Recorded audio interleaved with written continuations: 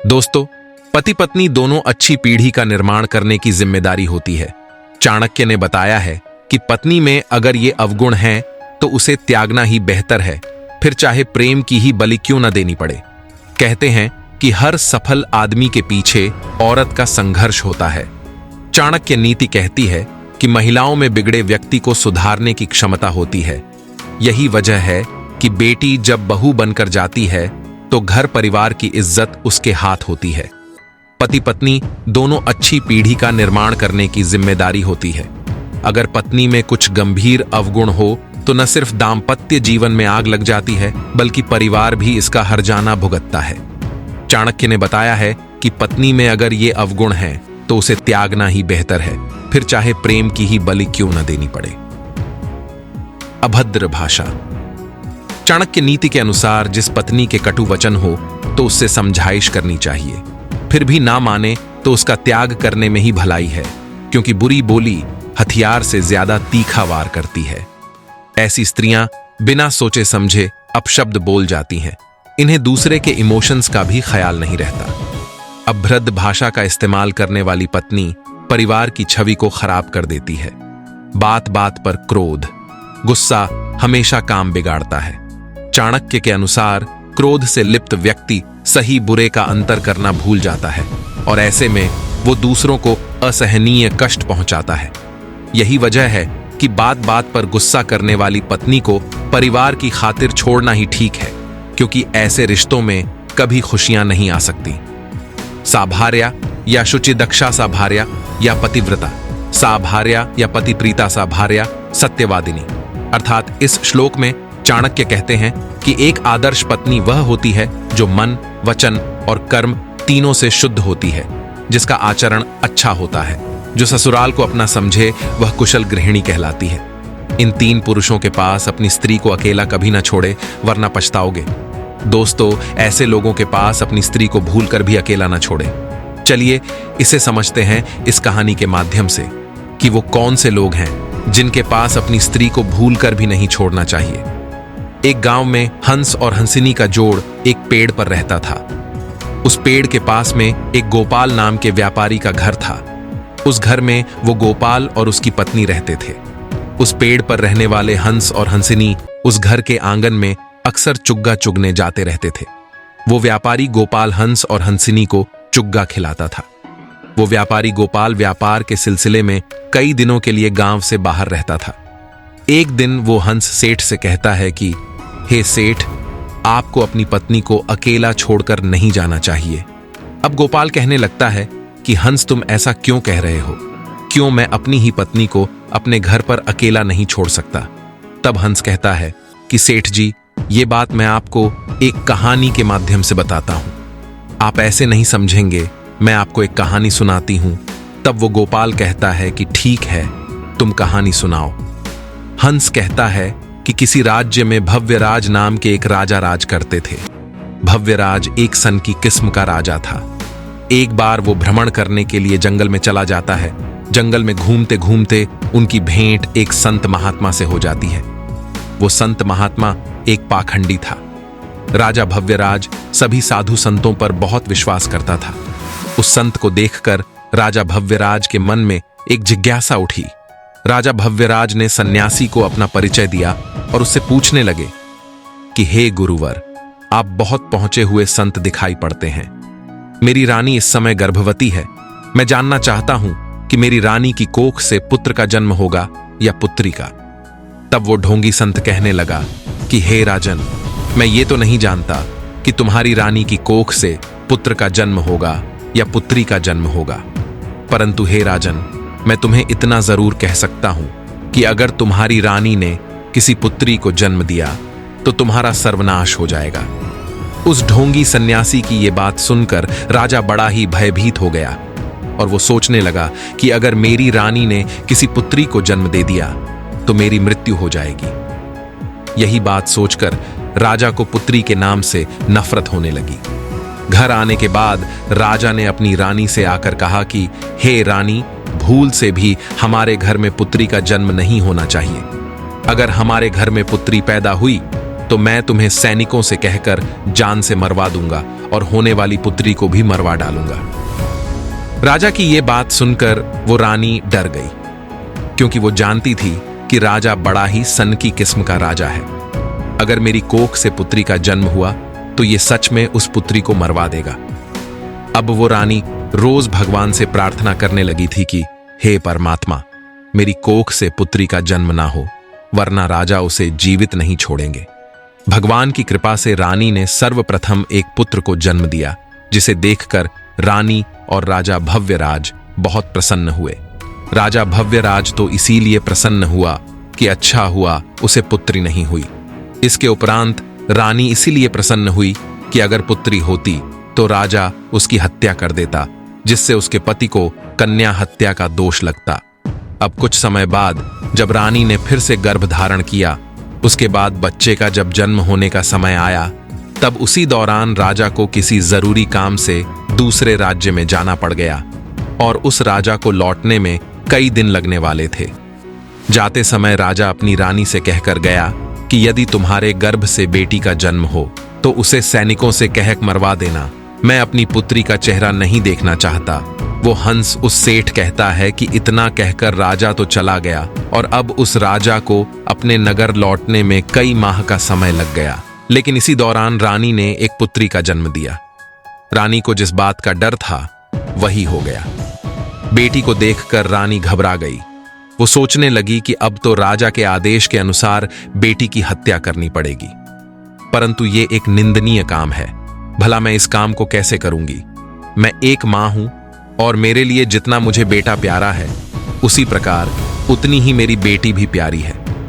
अब तो बेटी को देखकर रानी रोने लगी और कहने लगी, हे भगवान, ये आपने क्या किया? मुझे पुत्री क्यों दी? अब मैं क्या करूं? कन्या हत्या का पाप बहुत बड़ा पाप होता है। एक पूत कपूत हो सकता है, परंतु एक माता कुमाता नहीं हो सकती। अब रानी बहुत बड़े धर्म संकट में फंस चुकी थी।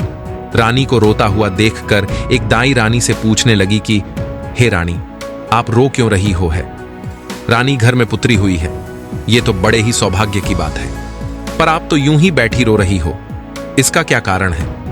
अब रानी कहती है कि दाई वास्तव में जो नहीं होना चाहिए था वही हो गया है। अब रानी ने दाई को पूरी बात बताई कि हमारे पति भव्यराज ने इस कन्या को मारने का आदेश दिया है। हे दाई मां, अब आप ही बताइए कि मैं इस बच्ची की जान कैसे ले सकती हूं? तब दाई ने रानी से कहा, हे रानी, तुम चिंता मत करो। तुम राजा से कह देना कि मैंने बेटी को मरवा दिया है।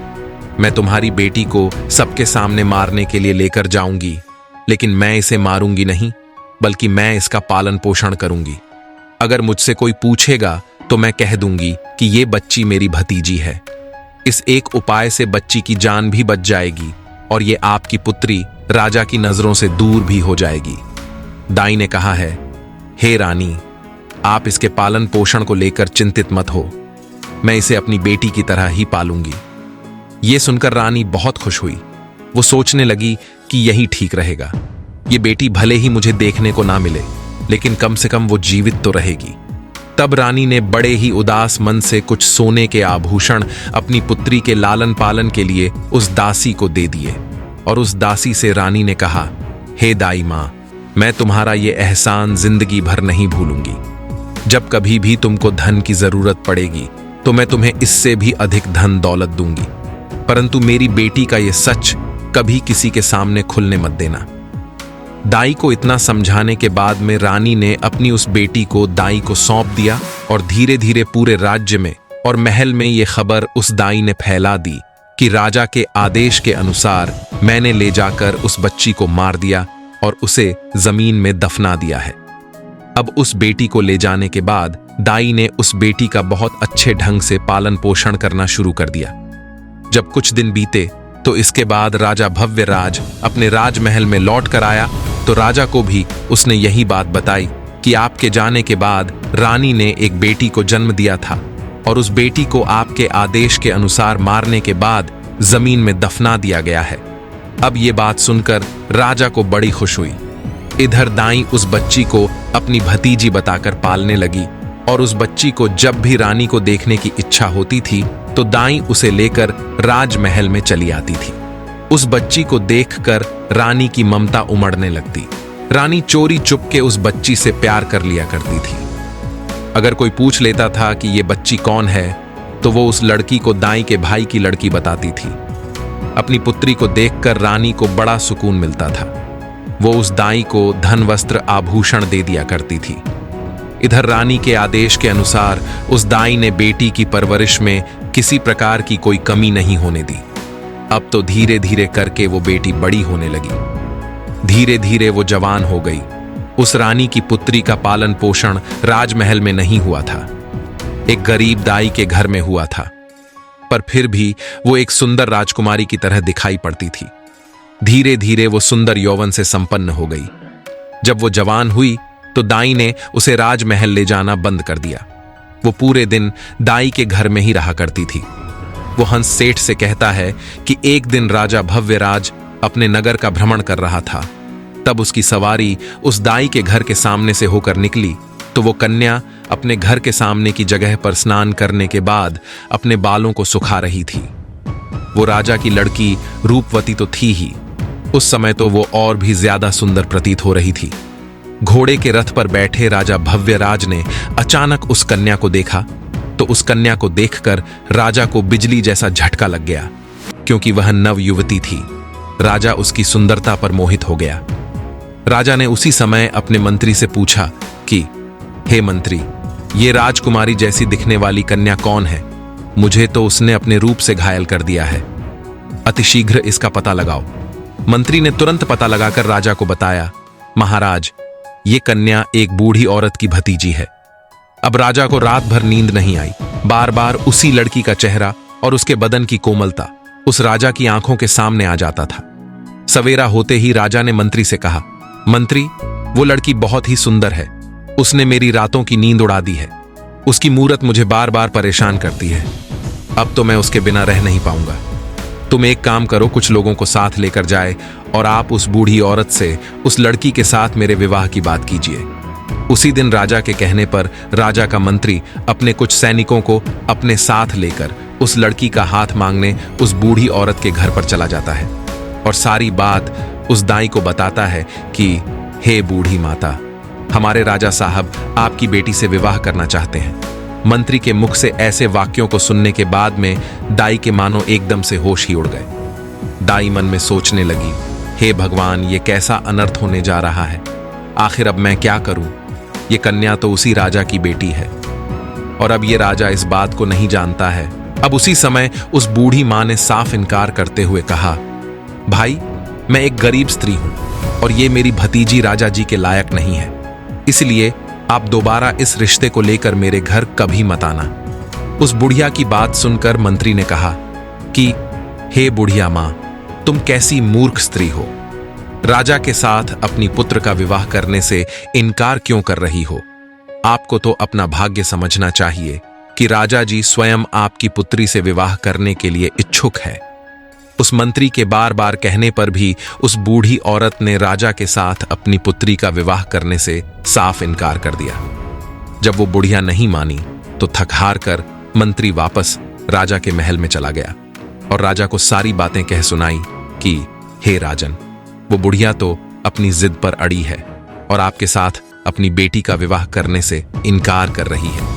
वो हंस उस व्यापारी से कहता है कि सेठ जी, इस बार राजा ने और कुछ लोगों को बुढ़िया के घर पर भेजा और राजा द्वारा हजारों तरह के उपहार दिए, लालच दिए, यहां तक कि उसे डराया धमकाया भी, परंतु वो बूढ़ी औरत इस प्रस्ताव के लिए राजी नहीं हुई।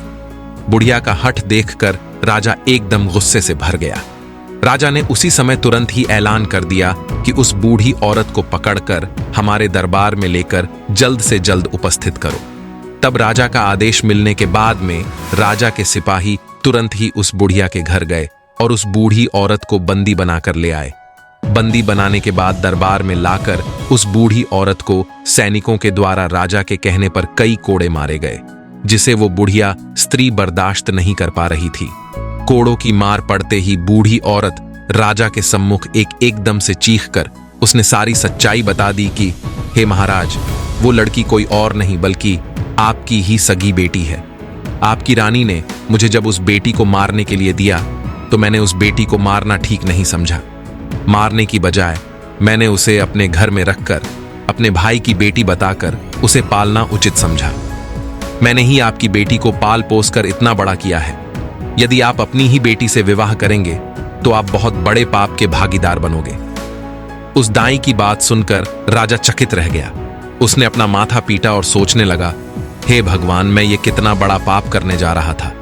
तूने मुझे इतने बड़े पाप में पड़ने से बचा लिया।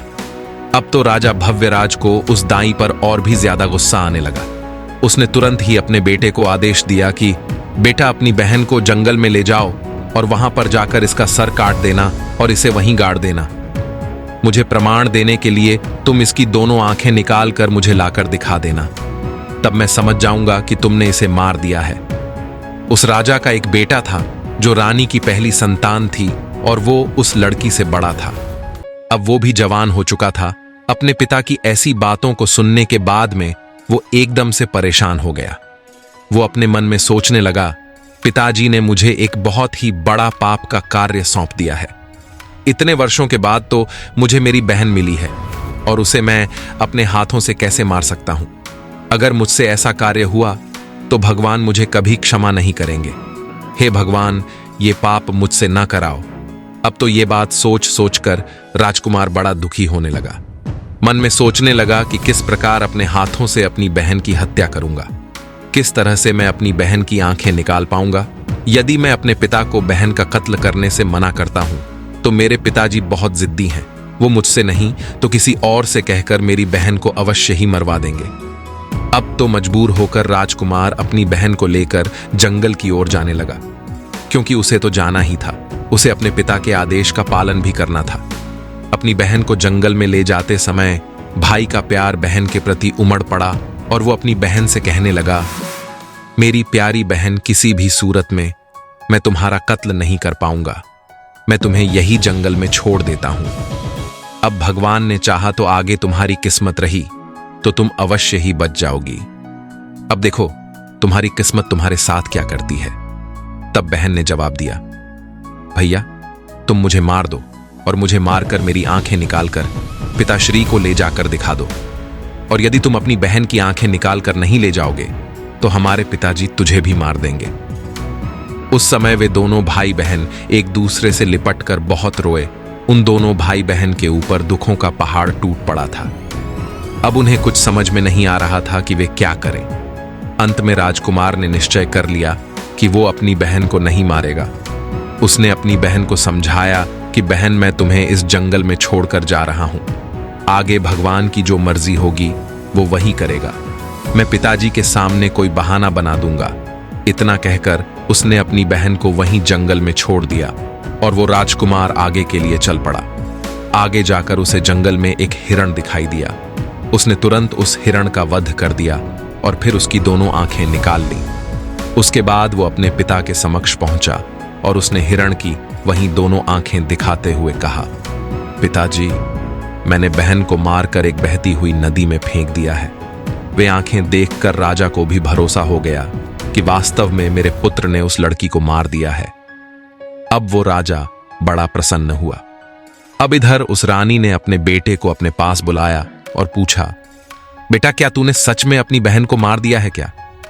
तब राजकुमार कहता है, हे मां, मैं तुमसे झूठ नहीं बोलूंगा। मैंने अपनी बहन को नहीं मारा है, बल्कि मैंने उसे जंगल में छोड़ दिया और चुपचाप चला आया हूं। यह सुनकर रानी को सुकून मिला। वो रानी भगवान से प्रार्थना करने लगी, हे भगवान, आपको शत शत नमन जो तुमने मेरे बेटे को सद्बुद्धि दी। मेरी बेटी जंगल में अकेली भटक रही होगी। हे प्रभु, आप उसकी रक्षा करना और उसे ऐसी जगह पर पनाह देना कि उसके जीवन की नैया पार हो जाए।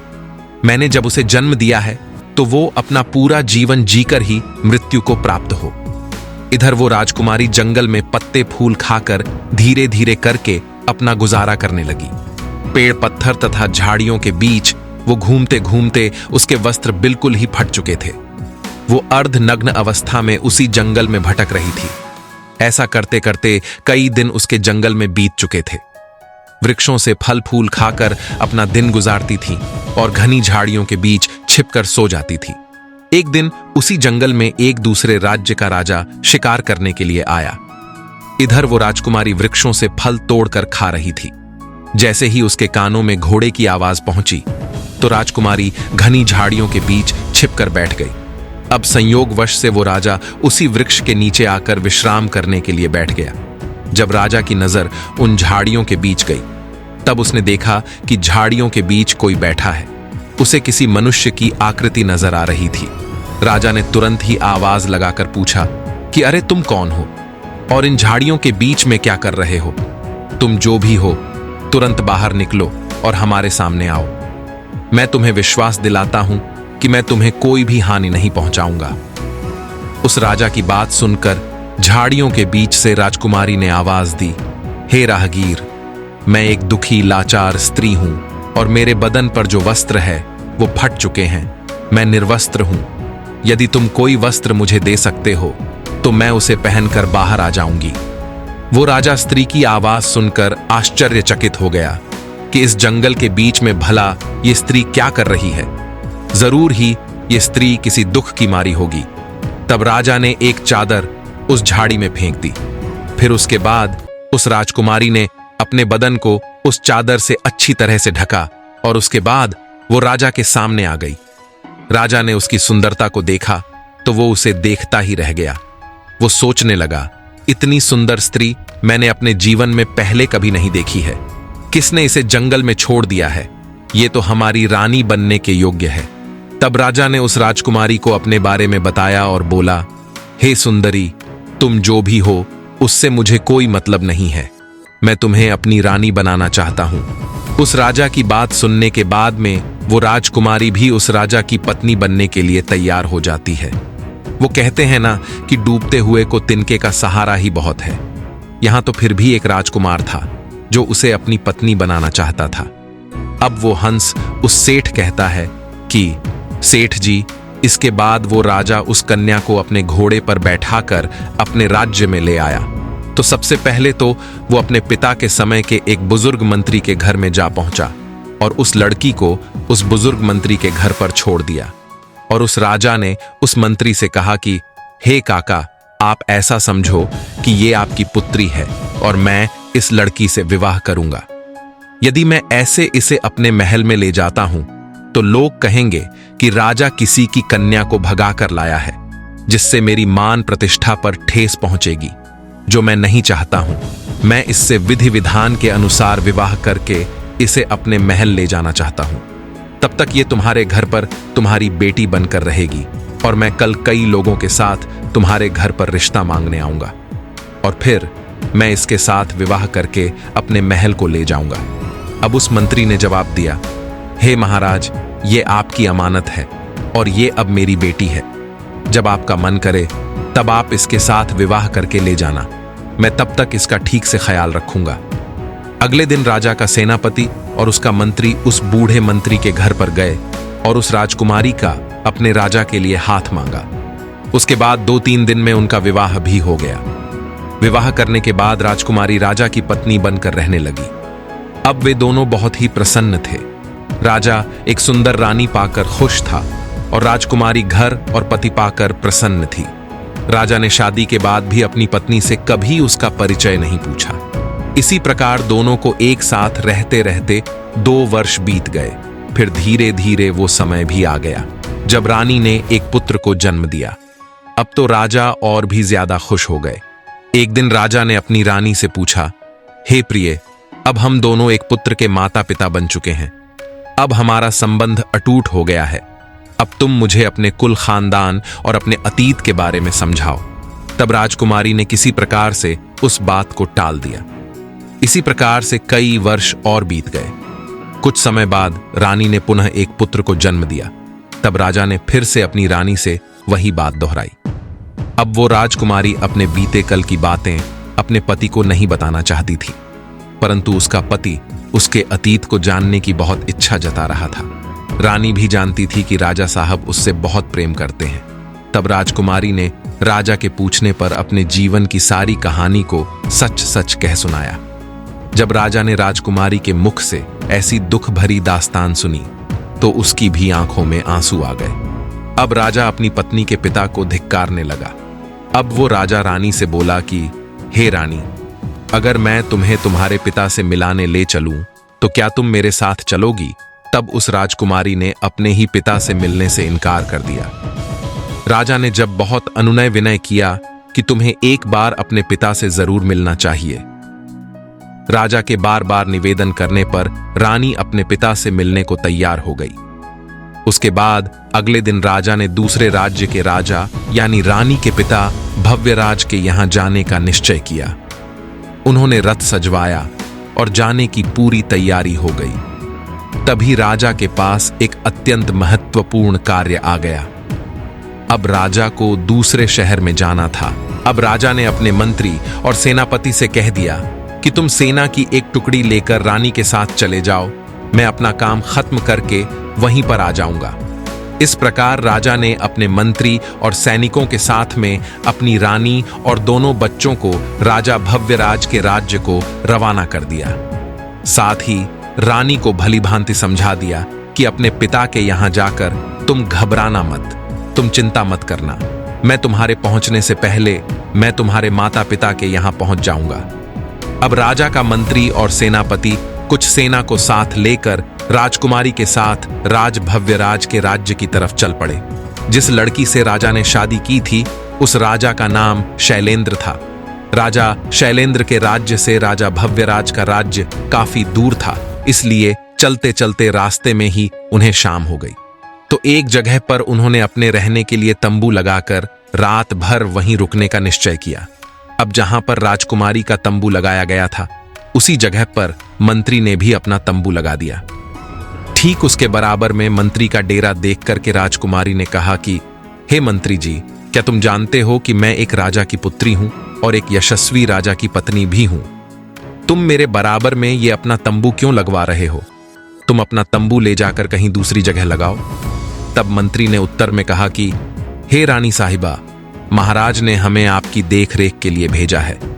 यदि आपको और आपके बच्चों को कुछ हो गया तो हम राजा को क्या जवाब देंगे? इधर राजकुमारी के बार बार मना करने के बावजूद भी वो मंत्री बिल्कुल नहीं माना। जब शाम को सबने खाना खाया, रात्रि का समय हो गया, सभी लोग पैदल यात्रा करके आए थे, इसलिए सभी थके होने के कारण वे सब जल्दी ही सो गए। रात्रि के दूसरे प्रहर में वो जो मंत्री था राजकुमारी के तंबू में घुस आया। जैसे ही वो मंत्री राजकुमारी के तंबू में घुसा तो तुरंत ही एकदम से राजकुमारी उठकर खड़ी हो गई। वो मंत्री की बुरी मंशा को समझ गई थी। अब तो राजकुमारी को अंदाजा हो गया था कि मंत्री के मन में किसी ना किसी प्रकार की खोट जरूर है। अब राजकुमारी एकदम से ललकार कर बोली, खबरदार, अगर जो मुझे छुआ तो तंबू से तुरंत बाहर निकल जाओ। रानी ने मंत्री को बार बार तंबू से बाहर जाने के लिए कहा, लेकिन मंत्री ने उसकी कोई बात नहीं मानी। मंत्री धीरे धीरे करके आगे बढ़ता ही चला गया। तब राजकुमारी ने जवाब दिया, अरे दुष्ट मंत्री, क्या तुम्हें अंदाजा है कि तू ये क्या करने जा रहा है? तू अगर अपनी भलाई चाहता है तो अभी तू मेरे तंबू से चुपचाप बाहर निकल जाओ। उस राजकुमारी की बात मंत्री ने अनसुनी कर दी। तब उसी समय पर राजकुमारी ने अपने बड़े बेटे को मंत्री के सामने खड़ा कर दिया और बेटे को सामने खड़ा करने के बाद में राजकुमारी ने मंत्री को भगवान और बेटे की दुहाई देते हुए उस मंत्री को कसम देती है। लेकिन वो मंत्री पीछे लौटने के लिए तैयार ही हुआ। वो इसलिए क्योंकि उस मंत्री के दिमाग में वासना का कीड़ा घुस चुका था। वो वासना के चक्कर में अंधा हो चुका था। उस समय उस मंत्री को कुछ दिखाई नहीं दे रहा था। उस रानी के साथ भोग विलास करने के अलावा उसके दिल और दिमाग में रानी का ही सुंदर चेहरा बसा हुआ था। अब वो मंत्री आगे बढ़ा और तलवार निकालने के बाद राजकुमारी के बड़े बेटे का सिर काट दिया। बेटे का सिर कटने के बाद राजकुमारी अब रोने लगी। वो तुरंत ही समझ गई कि ये दुष्ट मंत्री अब नहीं मानेगा, तो मैं अपनी लाज बचाने के लिए कुछ करती हूं। अब रानी ने कुछ नरम रुख अपनाते हुए कहा, तुम थोड़ी देर ठहरो, मैं अभी आती हूं, मुझे जोर से मूत्राशय आई है। उसके बाद में जब मैं आ जाऊं तो जो तुम्हारे मन में हो वो तुम कर लेना। इतना कहने के बाद में रानी उस तंबू से बाहर निकल गई और उस जगह से भागकर जंगल में चली गई। सुबह होने तक वो रानी झाड़ियों में छुपी रही, और जब वो सुबह होने पर जब वो लौटकर अपने तंबू में लौट कर आई तो उसने क्या देखा कि उसके बेटे का सिर कटा हुआ पड़ा है। अपने बेटे की लाश देखने के बाद में अब तो रानी की हालत और भी ज्यादा उदास हो गई, लेकिन वह कर भी क्या सकती थी, क्योंकि उस मंत्री के सामने वह विवश हो गई थी। रानी अपने बेटे की मृत्यु का गम अपने मन में छुपाए वो उन सब के साथ आगे चल पड़ती है। फिर जब चलते चलते शाम का समय होने पर वो एक जगह पर और रुके। अब तो दूसरी रात के लिए सभी ने अगला डेरा डाला, तो अब राजकुमारी के डेरे के पास में अब उस सेनापति ने अपना डेरा लगाया। तब राजकुमारी ने उस सेनापति को बुलाकर कहा कि हे सेनापति जी, तुम अपने डेरे को यहां से दूर हटाकर लगवा दो। तब सेनापति ने उत्तर दिया, हे राजकुमारी जी, राजा जी ने मुझ पर आपका भार सौंपा है। यह मेरी जिम्मेदारी है कि मैं आपकी सुरक्षा करूं। तब राजकुमारी ने उसे भी बार बार मना किया, परंतु वो भी उस मंत्री की तरह नहीं माना। उस सेनापति ने अपने तंबू को रानी के तंबू से दूर नहीं लगाया। अब तो राजकुमारी को फिर से सब कुछ समझ में आ गया था। अब इस चिंता को लेकर वो राजकुमारी पूरी रात सोई नहीं। अब जैसे ही आधी रात होती है तभी वो सेनापति अपने दिमाग में वासना का वशीभूत होकर आता है।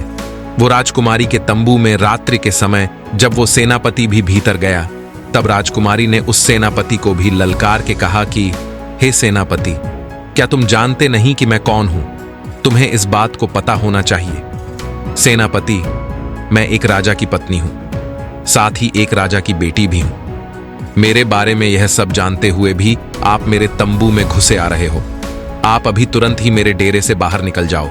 दुष्ट सेनापति ने ठहाके मारते हुए आगे बढ़ा। भला वो कहां मानने वाला था? अब तो उसके हृदय में काम वासना भरी थी। इसीलिए वो राजकुमारी के बार बार निवेदन करने के बाद भी उस सेनापति ने राजकुमारी का कहना नहीं माना। अब जब वह रानी की ओर बढ़ने लगा तो राजकुमारी ने अपने छोटे बेटे को उस सेनापति के सामने खड़ा कर दिया और अपनी छोटे बेटे की कसम देने लगी कि अरे धूर्त, तुझे मेरे बेटे की कसम है, यदि तुमने मेरे ऊपर बुरी नजर डाली भी तो मैं तेरा सर्वनाश करवा दूंगी। अब उस राजकुमारी के इन शब्दों को सुनने के बाद में अब उस सेनापति ने अपने म्यान से तलवार निकाली और उस बेटे का सिर काट दिया। इस प्रकार से राजकुमारी के दूसरे बेटे का भी सर कट गया। अब उसी समय पर उस राजकुमारी ने कहा, हे सेनापति, तुम थोड़ी देर रुको, मैं अभी आती हूं। उसके बाद में आपकी जो इच्छा है मैं आपकी हर एक इच्छा को पूरा करूंगी। अब वो हंस उस व्यापारी से कहता है कि राजकुमारी वहां से भाग निकली और भागते भागते वो जंगल में चली गई। अब जब वो रानी थोड़ा आगे गई तो उसे एक गहरी नदी दिखाई दी। अब तो राजकुमारी ने मन में ये दृढ़ निश्चय कर लिया कि अब जब मेरी संतान ही नहीं बची है, मेरे बच्चे नहीं रहे, तो फिर ऐसे में मैं जीकर क्या करूंगी। अब मरने का निश्चय करके वो नदी में कूद गई, परंतु नदी के पानी का बहाव इतना तेज था, जैसे ही रानी उस नदी में कूदी तो पानी का बहाव उसे एकदम खींच ले गया और जंगल के एक छोर में वो रानी नदी में बहती हुई जा रही थी। नदी में बहते बहते वो जंगल के नदी के किनारे जा पहुंची। अब सुबह हो चुकी थी। वहां पर दो सन्यासी महात्मा उसी नदी में अपने गुरु के वस्त्र को धोने के लिए आए थे। उसी समय उन सन्यासी शिष्यों ने देखा कि कोई औरत इस नदी में बहते हुए उनकी तरफ आ रही है, तो उन दोनों योगियों ने रानी को पकड़कर बाहर निकाल लिया। जब रानी को होश आया तो राजकुमारी के पैरों तले जमीन खिसक गई। अब राजकुमारी मन में सोचने लगी कि उस मंत्री और सेनापति से तो मुझे जैसे तैसे छुटकारा तो मिल गया, परंतु अब यहां पर इन दो योगियों ने मुझे घेर लिया है।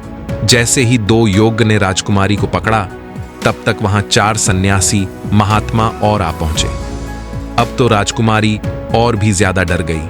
वो सोचने लगी, अब तो मैं यहां पर और भी बड़ी मुसीबत में फंस गई हूं। अब क्या होगा? अब वो रानी इतनी सुंदर थी कि जो कोई भी उसे देख लेता था वो पागल हो जाता था। अब तो वो महात्मा आपस में लड़ने लगे, एक दूसरे के साथ धक्का मुक्की करने लगे, एक दूसरे को धक्का देकर आपस में कहने लगे, ये राजकुमारी मेरी है, ये राजकुमारी मेरी है। आखिर अंत में एक संत महात्मा ने यह सोचा कि ऐसे तो हम 6 लोगों में कोई फैसला नहीं हो पाएगा।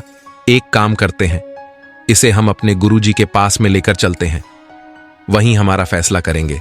अपने गुरुजी के पास पहुंचने के बाद में उन योगियों ने राजकुमारी को दिखाते हुए अपनी इच्छा जाहिर की अपने शिष्यों को एक स्त्री के पीछे आपस में लड़ते हुए जब गुरु ने देखा तो गुरु समझाने लगे, क्योंकि वो गुरुजी बड़े ही विद्वान और तपस्वी संत थे।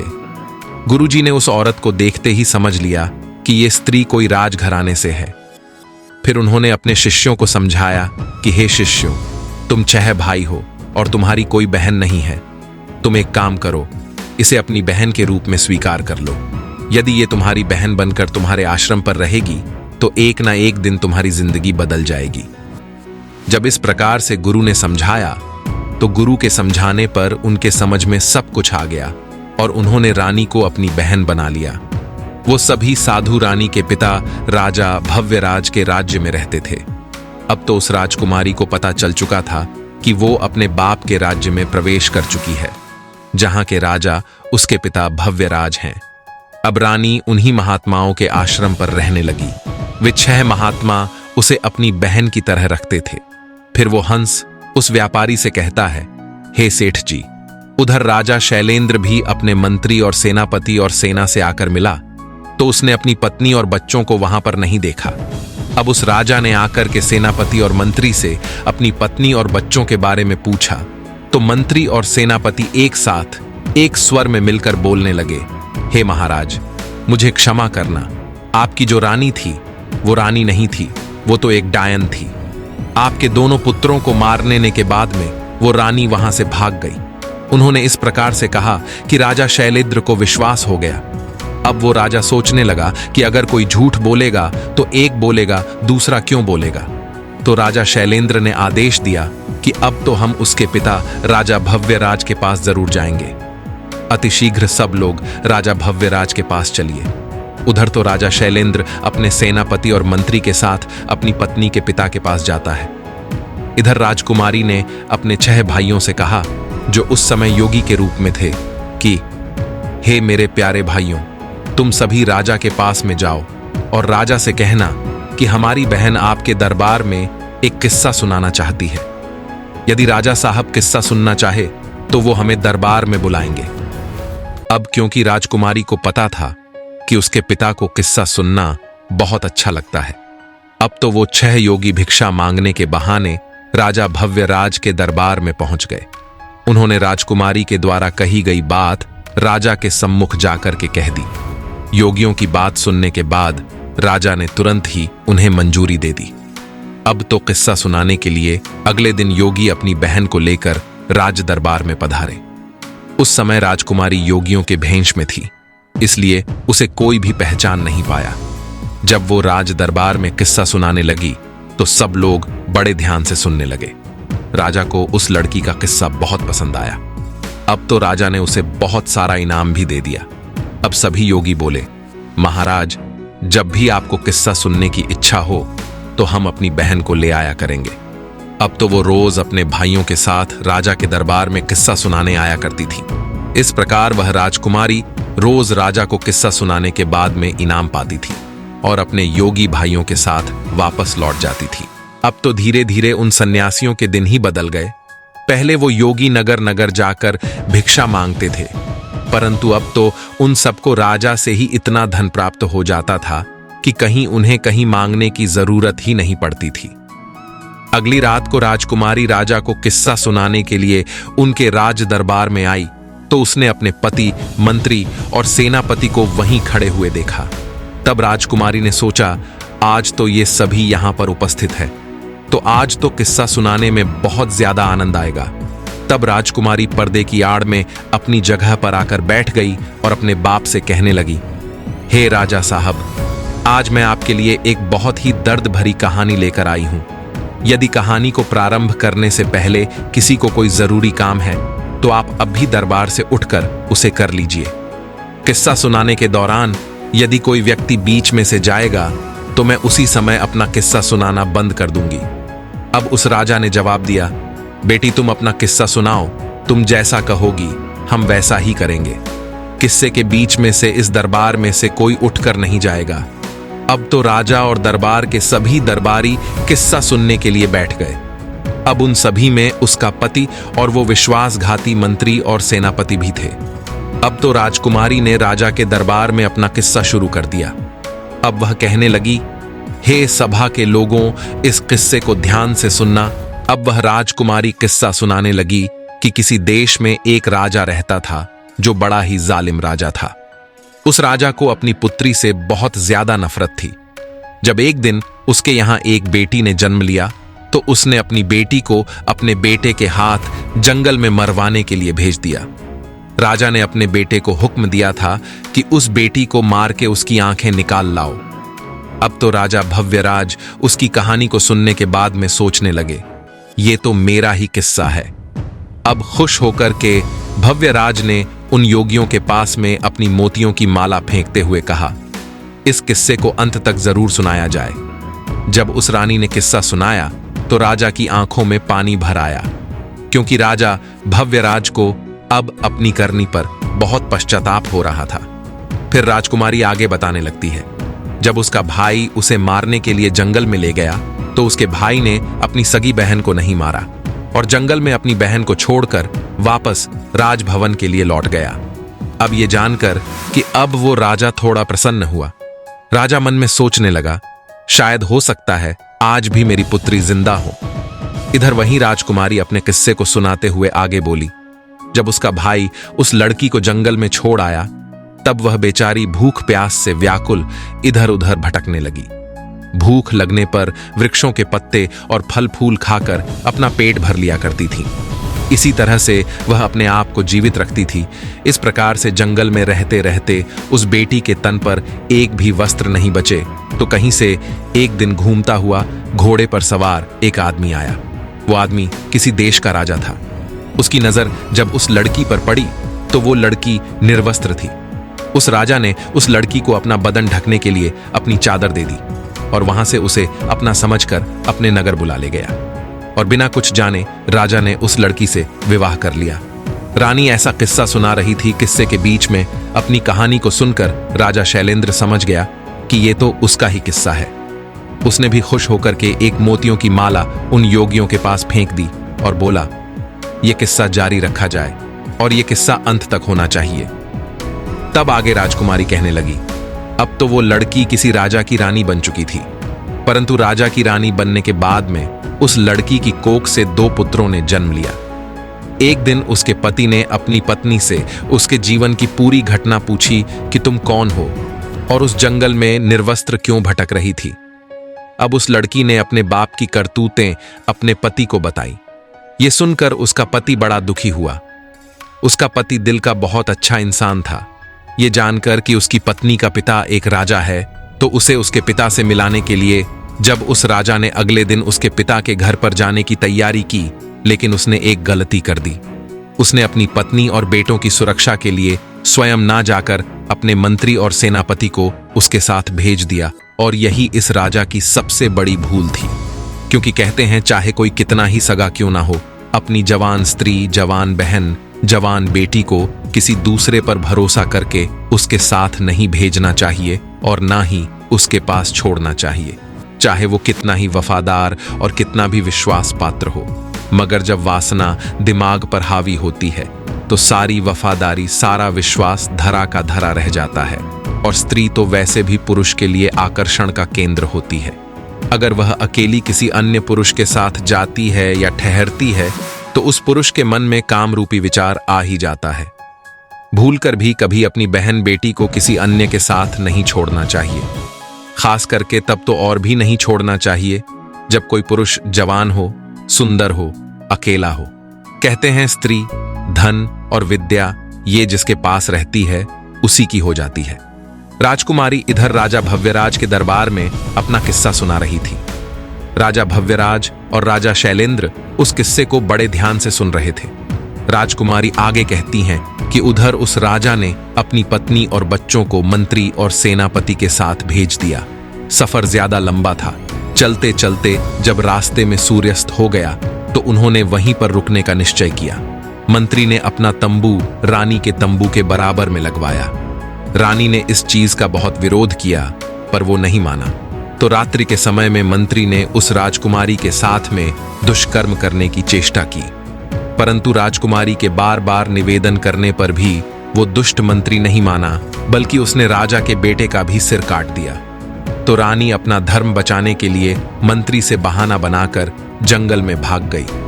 रात भर उसने जंगल में गुजार कर जैसे तैसे उस बेचारी ने अपने पतिव्रत धर्म को बचाया। जब दूसरे दिन को रानी अपने तंबू में वापस आई तो उसे अपने बेटे की लाश भी नहीं मिली। जैसे जैसे कहानी आगे बढ़ती जा रही थी तो उधर मंत्री के होश खराब होते जा रहे थे। अब तो धीरे धीरे वह मंत्री भी बहाना बनाते हुए राजा के दरबार से उठकर जाना चाहता था, तो राजा ने तुरंत ही उसे डांट फटकाकर बैठा दिया। तब रानी आगे कहानी सुनाने लगी। अब दूसरे दिन जब वो वहां से आगे को चले और एक जगह रास्ते में फिर तंबू लगाया तो उस रात सेनापति तंबू में घुसकर दुष्कर्म की लालसा से रानी के पास जा पहुंचा। रानी ने पहले तो उसे खूब ललकार कर समझाया कि वो यहां से चला जाए, लेकिन वो दुष्ट लौटने को तैयार नहीं हुआ। रानी ने उसे अपने छोटे बेटे की कसम दी। ये कहानी सुनकर सेनापति भी घबराने लगा। सोचने लगा, ये तो मेरा भेद खुल रहा है। वह भी उठकर भागने को तैयार हुआ तो राजा ने डांट कर उसे भी बैठा दिया। राजा शैलेंद्र ने कहा, क्यों भाई, सच्चाई तुमसे सुनी नहीं जा रही है क्या? सेनापति भी अपना मुंह लटकाकर चुपचाप बैठ गया। इधर किस्सा जारी था। राजकुमारी कहने लगी, फिर उसके बाद सेनापति ने भी रानी के छोटे बेटे का कत्ल कर दिया।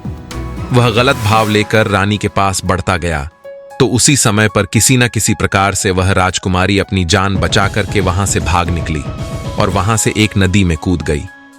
लेकिन उसकी किस्मत ने वहां पर उसका साथ नहीं दिया। वह बेचारी जिंदा बच गई।